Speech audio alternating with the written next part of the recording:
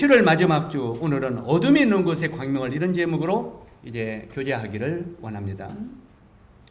오늘날 이 세상은요, 가정도 학교도 모든 사회가 어두운 그림자로 이렇게 꽉 들이우고 있는 것을 우리는 볼 수 있습니다. 때때로 우리가요, 가정은 어떻습니까? 우리가 가정도 돌아보면은 이 가정도 어둠들이 드리워 있어요.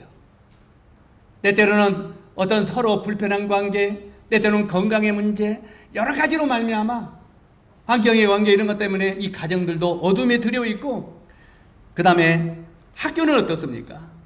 이 학교도 또는 모든 사회도 이렇게 어둠에 드리워 있는 것을 보게 됩니다. 이 어둠 속에서 사람들이 방향 감각을 잃어버리고 어떻게 보면 이성을 잃어버리고 살고 있는 것이 오늘날 시대입니다. 이 이성을 잃어버리고 살기 때문에 실제로는 폭력과 살인과 방화 이런 것들이 오늘날 이 사회에 그냥 아주 관영하게 일어나고 있는 걸 보게 되죠. 요즘에는 뉴스를 키기가 좀 무서울 정도더라고요. 뉴스만 열었다 하면은 사람을 죽였다, 또 사람을 폭행했다, 그냥 막 또 잡아다가 못됐다, 사람을 죽이는 것이 파리 목숨같이 죽이는 이런 시대입니다. 그래가지고 이 사회가 이제는 어떻게 보면 막다른 골목까지 다다른 이런 시대를 우리가 볼 수 있다는 것입니다. 사람들은 이런 어두운 세상을, 이런 어둠을 어떻게 보면 정치적으로, 윤리적으로 이 어둠을 해결해 보려고 노력들을 합니다. 나름대로. 이 정치적으로, 윤리적으로 실제로 이런 어둠을 해결해 보려고 하지만 어둠의 본질은 뭡니까? 어둠의 본질은 죄 그 자체입니다. 이 어둠의 본질은 죄 그 자체이기 때문에 죄라고 하는 이 문제를 처리하기 전에는 해결할 수 없다는 것입니다. 어떻게 보면은 이 세상 모든 사람들이 구원받기 전까지는 안 된다는 것입니다. 왜냐하면 이 세상은 이 다음에 어둠의 권세 잡은 자 사단 마귀가 지배하고 있기 때문에 안 된다는 것입니다. 아무리 정치적으로 윤리적으로 어둠을 해결해 보려고 하지만 안 된다는 거예요. 근본이 죄이기 때문에. 어떤 주일학생이 이 주일학생들에게 이제 그렇게 설교를 했답니다. 주일학교 교사가 어린이들에게, 여러분, 그러니까 어린이들이 쳐다봤겠죠? 여러분, 실제로 우리가 어떻게 하면 우리가 이 어둠을 이길 수 있을까요? 이렇게 질문을 했답니다. 어떻게 하면 어둠을 이길 수 있을까요? 자, 어떻게 하면 어둠을 이길 수 있겠어요? 어떻게 하면? 총으로 쏘면 이 어둠이 도망갈까요? 그러니까 애들은 아니요. 총으로 쏜다고 어둠이 도망갑니까? 아니요. 그러면 빗자루로 막 쓸어버리면 어둠이 도망갈까요? 자, 쓰레기와 먼지는 빗자루로 쓸으면 없어지죠? 어둠은 빗자루로 쓸어서 도망갑니까? 안 도망갑니다. 그러니까 애들은 아니요. 실제로 그러면 이 어둠을 어떻게 하면 몰아낼까요? 여러분, 어둠을 어떻게 해야 몰아내겠습니까? 빛이 비쳐야 돼요. 방법은 오직 하나, 빛이 들어오면 어둠은 자동적으로 쏜달같이 도망갑니다. 실제로 이 어둠에 빛이 비치면 어둠은 쏜달같이 그냥 자연적으로 도망간다고 하는 말입니다. 우리가 오늘 요한복음 1장 1절에서 14절까지의 말씀을 여러분에게 지금 말씀을 드리려고 합니다. 우리 요한복음 1장을 한번 열어주시기 바랍니다.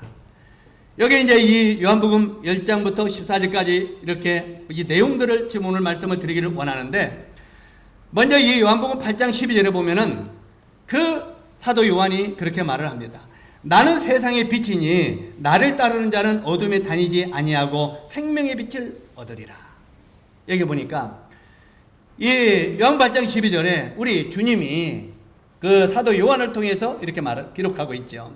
나는 세상의 빛이다. 누가 빛이라고요? 예수 그리스도 그분이 빛이라는 겁니다.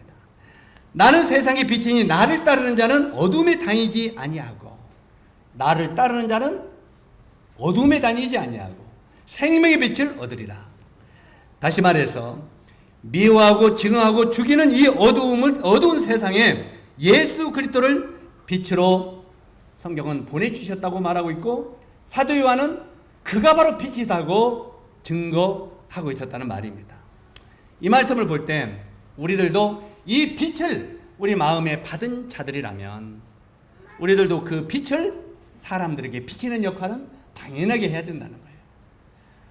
우리가 이 고린도후서 4장 6절을 보면은 어둠 가운데 빛이 있으라 말씀하시던 그 하나님이 예수 그리스도로 아는 빛을 어디다 비추셨다고요? 우리 안에 비추셨느니라.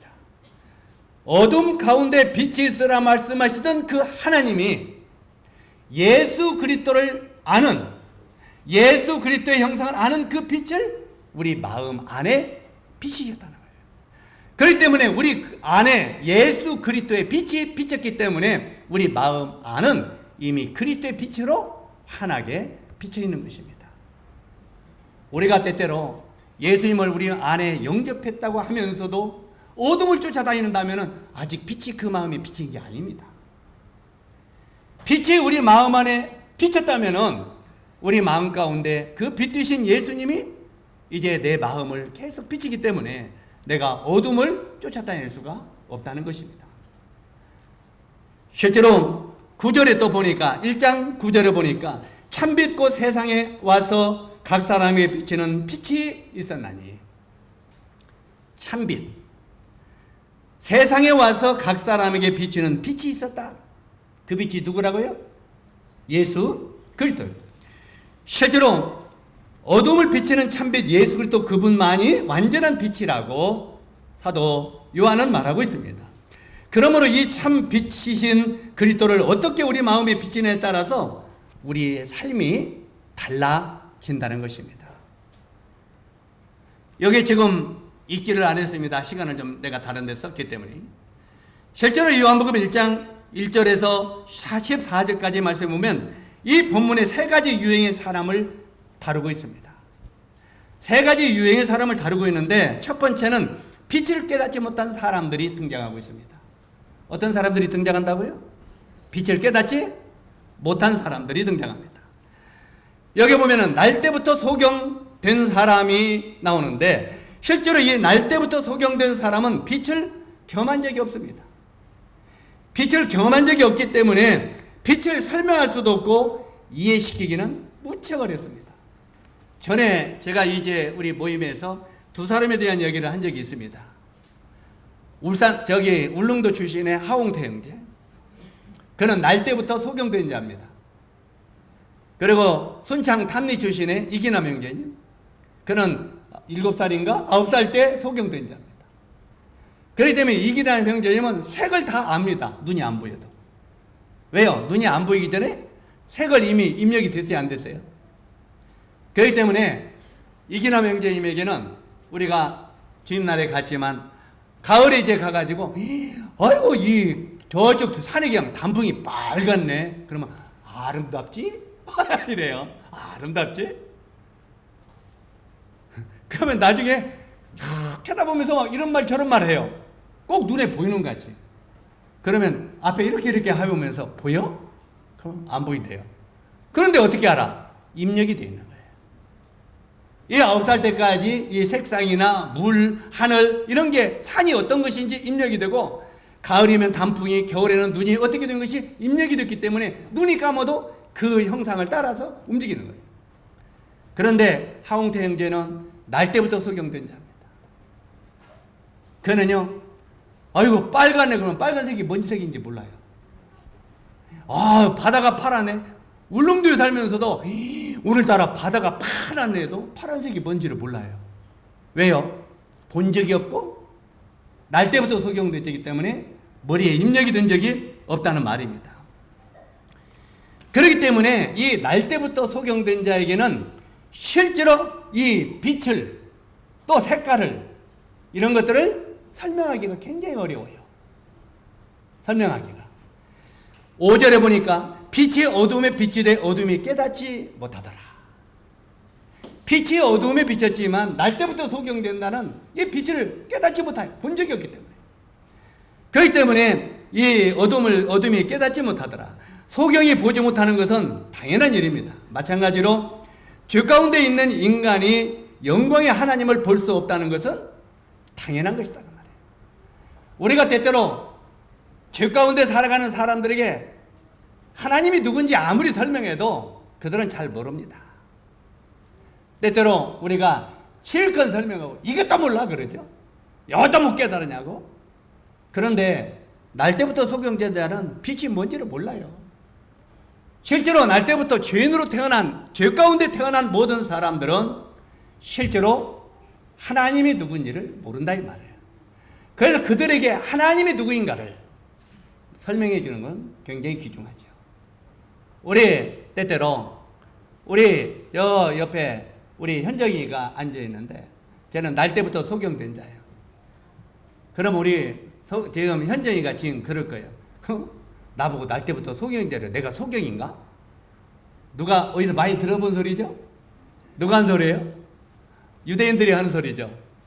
유대인들에게 예수님이 이 복음에 대해서 이야기하니까 너희가 본다고 하나 소경이로다 그랬어요. 너희가 본다고 하나 보지 못하는 소경이로다. 그러니까 그들이 내 눈이 이렇게 말짱한데 내가 소경이가? 그처럼 실제로 우리 하나님이 누구신지 구세주가 누군지를 아직 잘 모르기 때문에 현정이는 아직 소경된 죄. 수연이는 어디 갔냐?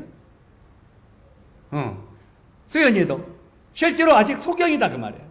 지금 눈은 떠 있지만 아직 하나님을 알지 못하고 지금 예수 그리스도가 누구인지를 확실히 마음속에 알지 못하는 소경이다. 실제로 이 빛이 어두움에 빛이 되고 어둠에 깨닫지 못하더라. 바로 이 날 때부터 죄인으로 태어난 사람이 하나님을 믿으라고 하면 이해할 수 없다 하는 말이 당연한 거다 그 말입니다.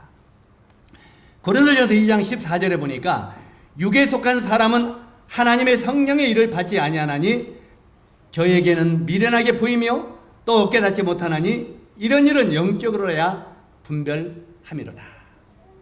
여기 보면 육에 속한 사람들은 하나님의 성령의 일을 받지 아니한다는 것입니다. 때때로는 구원받지 못한 사람들은 먼저는 육에 속한 사람들이죠. 그렇기 때문에 성령의 일, 하나님의 일 이걸 받지 못하죠. 그런데 다른 말로 하면은 구원받은 성도들도 실제로 구원받은 성도들도 육신을 추구하는 사람들은 성령의 일을 받지 않습니다. 때때로는 어떤 구원받았다고 하는 성도들에게 아무리 영적인 이야기를 해도 감각이 없는 거예요.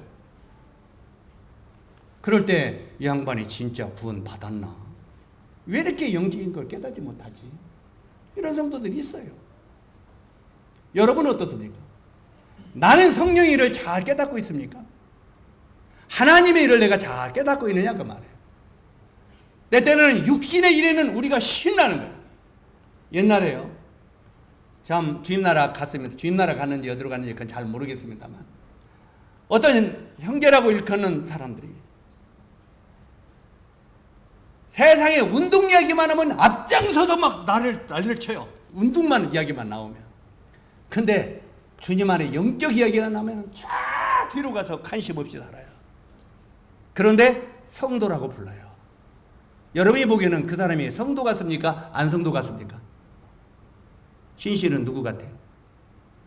성도 같아? 안 성도 같아? 세상의 육신의 일에는 그냥 앞장서는데 그렇게 용감할 수가 없어요. 영적인 일에는 그냥 참 관심 없어요.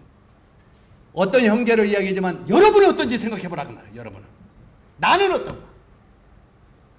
우리 형제 자님들은 어떻습니까? 육신적인 일에는 그냥 막 앞장서 이야기하는데 막 운동이네 막 그 세상 이야기네 이런 걸 앞장서는데 영적인 이야기는 관심이 없어요. 내가 영에 속한 사람이겠습니까? 때때로는 그 사람들이 육에 속한 사람일 수도 있다고 성경은 말하고 있는 거예요. 여기 지금 육에 속한 사람은 하나님의 성령의 일을 받지 아니하나니 저에게는 미련하게 보이며 또 깨닫지 못하나니 이런 일은 영적으로야 분별할 수 있느니라. 다시 말해서 하나님의 일에 대해서 예수님의 일에 대해서 그건 영에 속한 사람들이 분별할 수 있다는 것입니다. 십자가의 일을 이야기해도 자, 그런데 왜 사람들은 빛을 거절하게 되느냐 그 말이에요. 왜 사람들이 빛을 거절합니까? 요한복음 3장 19절로 20절에 보니까 사람들은 빛보다 어둠을 더 사랑하기 때문에 빛을 거절한다고 기록되어 있습니다. 사람들은요, 어둠보다 빛보다 어둠을 더 사랑한다는 것입니다. 사람들이 빛은 하나님이시죠. 하나님은 빛이시라. 빛이 세상의 빛으로 왔다. 빛으로. 그런데 이 빛은 하나님이신데 어둠은 마귀죠. 그런데 사람들이 빛보다 어둠을 더 사랑하기 때문에 빛을 거절한다고 말하고 있습니다. 빛보다 어둠을 더 사랑함으로 결국 영원한 어둠으로 사람들이 떨어지게 된다고 말합니다. 그 다음에 두 번째는 사람들이 자기 행위가 드러날까봐 빛을 거절한다고 말하고 있습니다. 자, 빛 앞에는 모든 것이 노출될 수뿐이 없습니다. 빛이 막 환하게 비치면요, 아마 우리 예배당에도 빛이 굉장히 환하게 비치면 이 안에 쓰레기 하나까지 다 눈에 보일 겁니다. 실제로 이 빛 앞에는 모든 것이 노출될 수밖에 없습니다. 노출되면 사람들은 고치든지 아니면 도망가든지 해야 하는데 사람들은 대부분 후자를 선택한다는 겁니다. 때때로 하나님이요, 때때로 오늘은 우리가 복음 집회가 아니기 때문에 성도들의 마음 가운데도 하나님의 빛이 내 마음이 비치면 우리도 두 가지 현상이 나타납니다. 어떤 현상이 나타나나? 하나는 주님 앞에 내가 잘못됐구나.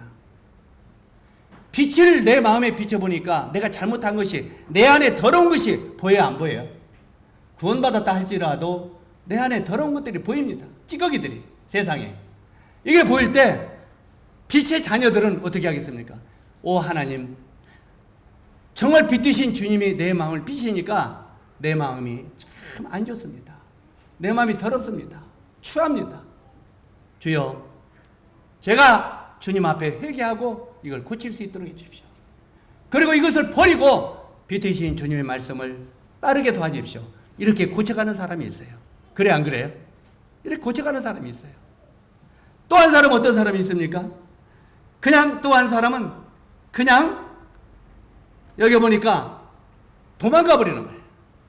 빛이 비치면은 내 안에 더러운 것이 보이면은 고치려고 하지 않냐고 얼른 도망가 버려. 왜요? 도망가면 이게 드러나지 않기 때문에.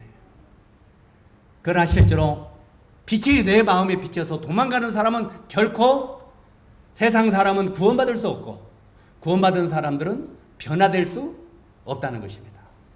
그래서 우리 구원받은 형제 자매들도 하나님의 빛 되신 말씀이 내 안에 들어올 때 내 안에 찔림이 오거든 주님 앞에 엎드려 회개하고 고치려고 하는 사람이 되세요. 그 사람이 그리스도 안에서 성숙되어가는 사람이 될 것입니다. 그런데 내 안에 찔림이 오는데도 얼른 도망가 버리고 피하는 사람은 결코 영적으로 성숙을 가져올 수 없다고 하는 것입니다. 그래서 성도들은 피하지 마십시오.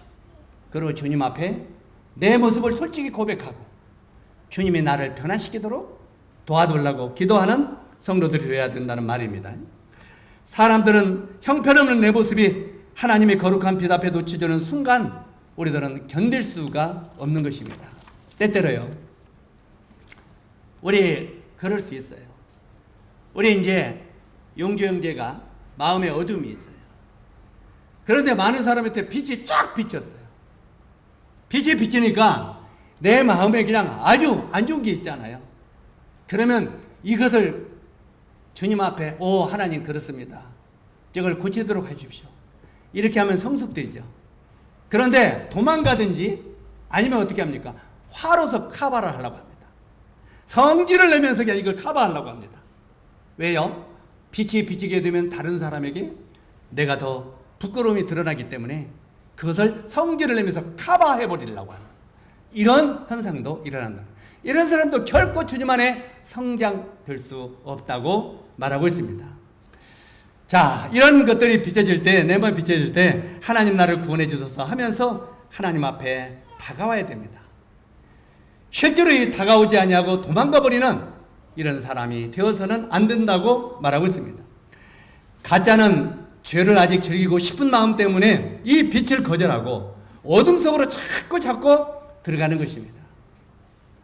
우리가 때때로 구원받았다고 하면서도 자꾸 어둠으로 달려가는 사람 있잖아요. 이 사람은 어떻게 보면 가짜일 수 있어요. 그런 빛을 받지 못한 사람일 수 있어요. 그렇기 때문에 빛이 그 마음에 비칠 때 자꾸 어두운 데로 더 깊이 들어가 버린다는 것입니다. 어둠을 좋아하는 사람들은 아직 빛을 모르는 사람이라고 사도 요한은 말하고 있습니다. 그 다음에 두 번째는 빛을 영접한 사람들이라고 말하고 있습니다. 11절에 대부분 사람들은 예수 그리스도 그분을 거절하지만 소수의 사람들, 이 소수의 사람들은 참빛 되신 그리스도를 받아들이고 빛의 자녀가 된다는 것입니다.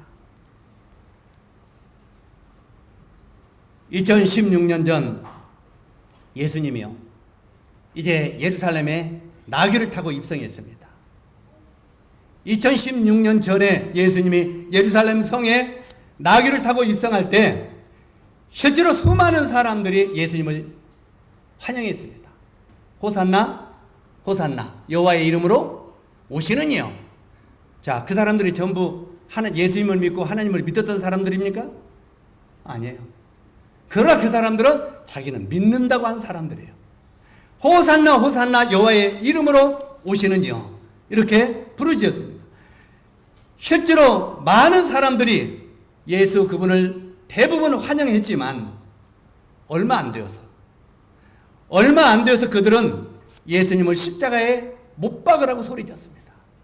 그를 십자가에 못 박으랬어. 예수님을 여호와의 이름으로 오시는 이요 호산나, 당신은 메시아 하나님의 아들입니다, 왕으로 오시는 이요, 이렇게 영접했던 사람들이 며칠도 안 지나서 그를 십자가에 못 박으라고 저주하는 모습을 우리는 보게 되죠. 실제로 예수 그리스도 그가 참 빛인 것을 깨달은 그러나 소수의 사람들, 정말 그들은 그 주님을 영접하고 그들을 증거하는 삶을 살았습니다. 우리가 그 당시에도 수없이 많은 사람이 주님을 영접한 것 같지만 다 거절했고, 소수의 사람들은 끝까지 그 주님을 영접하고 그를 증거하는 사람들이 됐다는 말입니다. 그는 어두운 세상에 비치는 빛이시라고 이렇게 당당하게 이 소수의 사람들이 증거했던 것을 보게 되죠. 이 아프리카에서 복음을 전하다가 순교를 당한 한 선교사가 있었답니다. 순교를 당한 한 선교사가 있었는데 그 지역 원주민들이 이제 그 선교사가 순교당한 뒤에 나중에 진리를 깨닫고 많이 주님을 영접을 했답니다. 이 주님을 영접하고 이제 빛의 자녀들이 된 다음에 이제 그 자기들을 위해서 그 땅에 와서 순교당했던 그 선교사를 이 비문을 그 아프리카에서 이렇게 세워 주었는데 그 원주민들이 그 비문에 이렇게 새겼다고 기록되어 있습니다. 당신이 이곳에 처음 왔을 때 우리는 어둠 가운데 있었습니다. 그러나 당신이 떠난 지금 우리는 빛 가운데 있습니다. 얼마나 감동되는 말인가. 정말 이제 그는 죽었지만 빛의 열매는 계속 맺어지고 있다고 하는 것을 우리가 알 수 있죠. 어떻게 보면은 모르겠습니다. 이제 이완성 형제도 주님이 어느 날 부르시면 이제 그 많은 열매들이 또 열매를 맺고 열매를 맺으면서 빛의 열매가 얼마나 맺어갈지 모르겠습니다. 여기 이 선교자처럼 그가 순교를 당했지만 그 빛의 열매가 계속 맺어지는 것처럼 이 생명의 빛의 열매가 우리 김제교회에서도 계속 맺어질 수 있었으면 합니다. 다니엘서 12장 3절에 읽어보면은 거기 보면은 많은 사람을 옳은 대로 인도하는 사람은 하늘의 별과 같이 빛나리라. 많은 사람을 옳은 대로 인도하는 자, 옳은 데가 어디겠습니까? 예수 그리스도에게 인도하는 자의 말이죠. 많은 사람을 옳은 대로 인도하는 사람은 하늘의 별과 같이 빛나리라. 사랑하는 형제 자매 여러분, 이 세상에 우리가 주님을 위하여 여러 가지 다 봉사하고 헌신할 수 있습니다. 다 하나님은 일일이 기억하시고 상급을 주실 것입니다. 그러나 그 중에 제일 큰 상은 예수 그리스도의 십자가의 은혜를 증거함으로 말미암아 사람들이 빛의 열매로 도하는 전도, 이것이 제일 큰 열매입니다. 적어도 우리 형제 자매님들이 주님 앞에 갔을 때 우리 형제 자매님들의 뒤에 구원받은 열매들이 줄을 좀 서야 되지 않겠습니까? 때때로 우리 형제 자매님들이 이 정도는 좀 앞으로 부담을 가지고 살았으면 좋겠어요. 가끔 제가 이야기를 합니다만 우리 구약의 요셉이 야곱 아버지 앞에 죽은 자였죠. 야곱이 볼 때 그 요셉은 죽은 자였습니다. 그런데 그 죽어있던 요셉이 오늘 살아있다는 이야기를 들었습니다. 그런데 그가 애굽의 총리 대신이 되었다는 이야기를 들었습니다. 그러면서 그 사랑하는 아들이 아버지를 모셔오라고 한다고 들었어요. 그런데도 그 육신적인 야곱이요, 그때는 영적인 사람으로 변해가지고 옛날 같으면 그냥 쫓아갔죠. 그러나 하나님 앞에 제단을 쌓고 이 제단을 쌉니다. 그리고 양을 하나님께 번제로 드리면서 하나님, 우리 아들, 사랑하는 아들 요셉이 애굽에서 나를 오라고 하는데 내가 애굽에 내려가야 됩니까? 말아야 됩니까? 하고 물어봅니다. 다시 말해서 주님이 나의 주인이시고 주님이 나의 왕이 되신 것을 인정하는 삶이죠. 옛날에는 야곱이 어림없어요. 그런데 실제로 내가 내려가도 됩니까? 하고 하나님께 물어봅니다. 그때 하나님께서 번제 가운데 나타나셔서 야곱아, 걱정 말고 내려가라. 나중에 때가 되면은 내가 너희 후손들이 그 애굽에서 너희 가족들을, 민족들을 데리고 나올 것이다. 지금은 걱정 말고 내려가라. 그러면 하나님 내려가겠습니다 하고 내려가죠. 이건 야곱에서 이스라엘로 바뀐 그런 장면이죠. 때때로 우리 옛사람은 야곱처럼 십자가에 죽이고 이제는 우리도 영적인 새 사람으로 살아야 됩니다. 우리가 이제까지 육신적인 옛사람으로 살았다면 이제 우리들도 빛의 자녀로서 빛이 우리 마음에 비치면 우리 마음에 비쳐 있는 어둠이 물러가야 되지 않겠습니까? 이 어둠에 물러가야 우리 안에서 빛이 비칠 것입니다. 성경에 보면은 이 등불을 말 아래 두지 말고 등경 위에 두라고 했잖아요. 이게 뭔 말이겠습니까? 자, 내 안에 어둠이 많이 있어요. 내 어둠이 많이 있는데 사람들에게 전도를 합니다. 아, 이 사람아, 예수님 전부 좋아, 믿어서. 그러면 내 안에 어둠을 바라본 친구들이나 세상 사람들은 뭐라고 하겠어요? 너나 잘 믿어라. 너나 변화되고 너나 변해라. 날마다 성질이나 내고 싸움이나 하고 날마다 욕심이나 내고는 너나 믿어라. 너 같은 사람이 예수 믿는다면 나는 다른 거 믿는다. 그래 안 그래요? 보통 실제로 우리가 전도할 때 그 소리를 들었다면 내 마음에 사실은 어둠이 많이 있었다는 것입니다. 내 마음에 사람들이 어둠을 많이 봤다는 것입니다. 그랬을 때 내가 아무리 빛을 전해도 사람들은 빛으로 보지 아니하고 뭘로 봐요? 어둠으로 봅니다. 그래서 먼저는 예수 그리스도의 그 빛이 우리 마음을 주장하게 해야 됩니다. 주님이 우리 마음을 주장해서 내 안에 어두운 것들을 이렇게 좀 몰아내십시오. 저도 제 마음에 어두운 것들이 많지만 우리 형제 자매님들 마음속에 어두운 것들 좀 빛으로서 몰아낼 수 없어요? 성질이 빠락빠락 있는 사람은 빛으로 좀 몰아내세요. 그리고 거짓말을 많이 하는 사람도 빛으로 몰아내시고 세상을 사랑하는 사람들은 빛으로 좀 몰아내시고 빛이 우리 마음에 비치면 어둠은 물러가더라. 성경은 이렇게 되어 있어요. 빛이 우리 마음을 주장하게 되면 내 마음의 어둠은 물러가요. 내 마음의 어둠이 물러가면 바로 내 안에 성령이 나를 주장하는 삶이 되겠죠. 그때 내가 사람들에게 예수님이 이런 분이라고 전하면 자네를 보니까 과연 내가 자네가 믿는 예수를 믿고 싶네. 이렇게 나오지 않겠습니까? 내가 열심히 전도를 해도 왜 사람들이 구원받지 않습니까?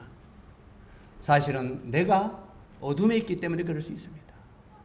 실제로 빛 되신 주님이 우리 마음을 주장하게 되면 자네가 믿는 하나님이라면 나도 믿고 싶다. 이런 간증은 우리가 나타내야 되지 않겠습니까?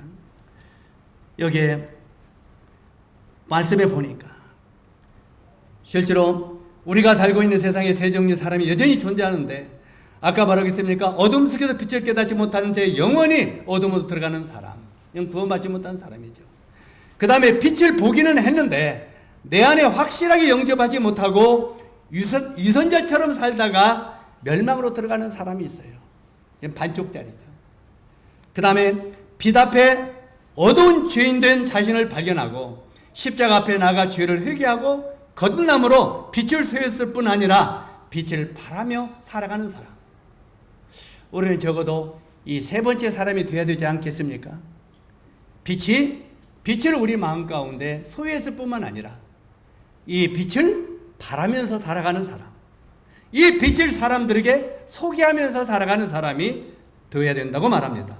우리 죄를 위해 십자가에 달려 죽으시고 우리에게 소망을 주시기까지 부활하신 예수 그리스도, 그분은 떡과 잔을 통해서 이 떡은 너희를 위하여 찢기는 내 몸이다 이렇게 말을 했어요. 다시 말해서 우리는 오늘 예배를 드렸습니다. 맞습니까? 예배를 드려서 우리는 떡을 찢어 먹었습니다. 우리 형제 자매님들 떡을 어떻게 먹었어요? 그냥 주워 먹었어요? 어떻게 먹었어요? 찢어 먹었죠. 여기에 이 몸에 있는 떡을 찢어서 내가 먹었습니다. 너희는 이 떡을 떼면서 뭘 기념하라겠습니까? 내가 너희를 살리기 위하여 내 몸을 찢겼다는 것을 기념하라 이렇게 말하고 있어요. 저는 오늘 지난번에도 한번 말씀드렸는데 떡에 대해서 소금이 조금 안 쳐진 것에 대해서 지난번에도 이야기했는데 아직도 안 고쳐졌대요. 성경에는 모든 번제물에 소제물에 소금을 조금씩 치라 이렇게 말하고 있죠. 왜 소금 치라고 했습니까? 소금은 변치 않는 언약입니다. 그래서 떡을 뗄 때 좀 약간 짭짤할 때 하나님이 나를 위하여 이렇게 찢기시고 또 나를 위하여 나를 살리기 위하여 자기 몸을 갈기갈기게 부서지는데 이것은 바로 나를 사랑하신 그 언약이 변치 않는 것이구나. 소금의 맛을 보면서 그렇게 기념하라 이렇게 말하고 있죠. 그래서 실제로 이 떡은 내가 너희를 찢긴 내 몸이다. 그래서 적어도 이 떡을 나누면서 우리는 주님이 나를 살리기 위하여 빛 되신 주님이 자기 몸을 이렇게 칼갈기 찢기셔서 나를 구원했다는 것을 마음으로 기념해야 됩니다. 기억해야 됩니다. 그리고 이 잔은 너희를 위하여 흘린 바 나의 언약의 피다. 약속한 피다. 너희 죄를 내가 완전히 물리친다는 이 약속의 언약의 피다. 이것을 먹고 마시면서 나를 기념하라. 그리고 마지막에 뭐라고 했습니까? 너희가 이 떡을 떼며 이 잔을 마실 때마다 마지막에 내가 다시 올 때까지 내가 다시 온다는 것을 너희는 어떻게 하라고요? 증거하라. 전파하라 이렇게 말하고 있어요. 사랑하는 형제 자매 여러분, 적어도 우리 형제 자매들에게 제가 카톡을 보냅니다만 성찬을 드리고 나서는 마지막 말씀 다시 한번 따라서 하세요. 너희가 이 떡을 떼며 이 잔을 마실 때마다 주의 죽으심을 오실 때까지 전하는 것이니라. 자, 이 떡과 잔을 통해서 뭘 전하는 거라고요? 주님을 오실 때까지 전하는 것이라. 적어도 이 떡과 잔을 나누고 나서는 여러분 마음 가운데 오 주님, 오늘 성찬 예배를 드렸는데 이 말씀에 순종하기를 원합니다. 이렇게 고백해야 되지 않겠어요? 이 말씀에 순종하기를 원합니다. 주님 오실 때까지 증가하기를 원합니다. 그리고 돌아가실 때는 앞에 나가면서 전도지 한 장이라도 넣고 가세요. 자, 주님 이 말씀에 순종하기 원합니다.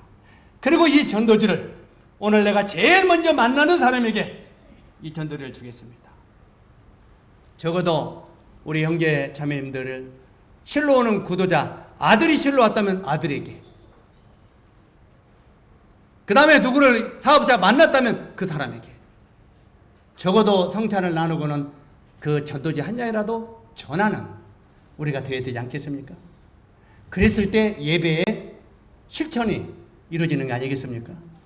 그래 안 그래요? 그런데 우리가 예배를 드리고 이제 예배 끝났다 빨리 가서 일이나 해야지. 우리가 빛이 내 안에 비치고 있습니까? 빛이 내 안에 비치는 사람입니까? 말씀이 내 안을 주장하는 사람입니까? 아니죠. 오해하지 마세요. 일요일 오후에 일을 안 하면 좋겠습니다만 어쩔 수 없이 일을 한다 할지라도 일을 할 때 밭에서 밥 메르는 사람 전도지 한 장이라도 주세요. 어이 자네 집에 가서 있다 저녁에 잘 때 이거 읽어보소. 그렇게 할 수 있겠죠? 그렇게 하세요. 자, 할 수 있으면 일을 안 하면 좋겠습니다. 왜냐하면 주님께서 하루는 쉬라고 했기 때문에. 내 말이 아니라 하나님이 네 몸을 위해서 하루는 쉬어라. 네 몸이 계속 쉬지 않으면 너는 빨리 죽는다. 네가 병신 된다. 이렇게 말한 거예요. 성경은요.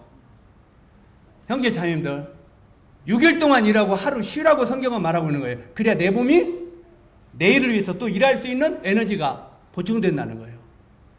그런데 아이고 오늘 일하려면 큰일 나. 열흘 살 거 5일 살고요. 5일 살 거 이틀 삽니다. 명심하세요. 빨리 죽습니다. 빨리 죽고 싶으면 계속 하세요. 이건 제 말 아니에요. 이거 이 형제가 저주하는 거 아니에요. 주님이 그렇게 했어요. 옛날 구약에는요. 안식일에 일하는 자는 돌로 쳐 죽이라 이렇게 됐어요. 안식일 날 쉬지 않고 일하는 자는 돌로 쳐 죽이라는 거예요. 이게 율법이요.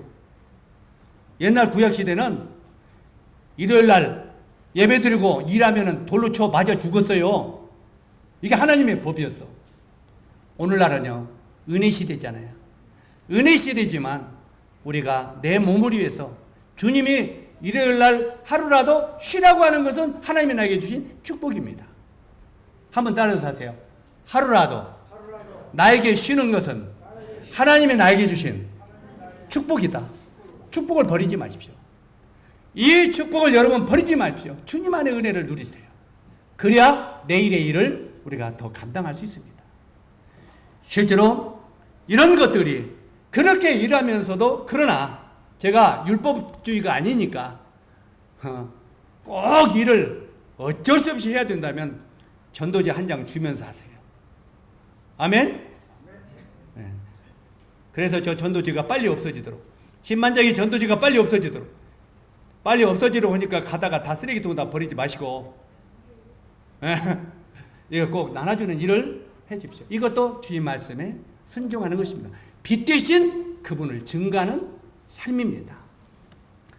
어둠 속에서 멸망으로 달려가는 영혼들을 위하여 빛 대신 우리 주님을 증거함으로 광명을 찾게 해야 된다고 말하고 있습니다. 이것이 어둠에 있는 곳에 광명을이라는 기도의 제목입니다. 성 프란시스가 기도를 했잖아요. 어둠이 있는 곳에 광명을 찾게 하소서.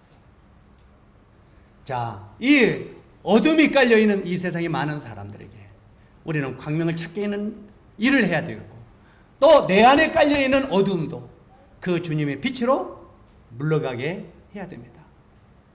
이것이 주님이 우리들에게 주시는 축복입니다. 이 말씀 우리 형제 자님들에게 진짜로 복이 되기를 바랍니다. 기도하겠습니다. 은혜로우신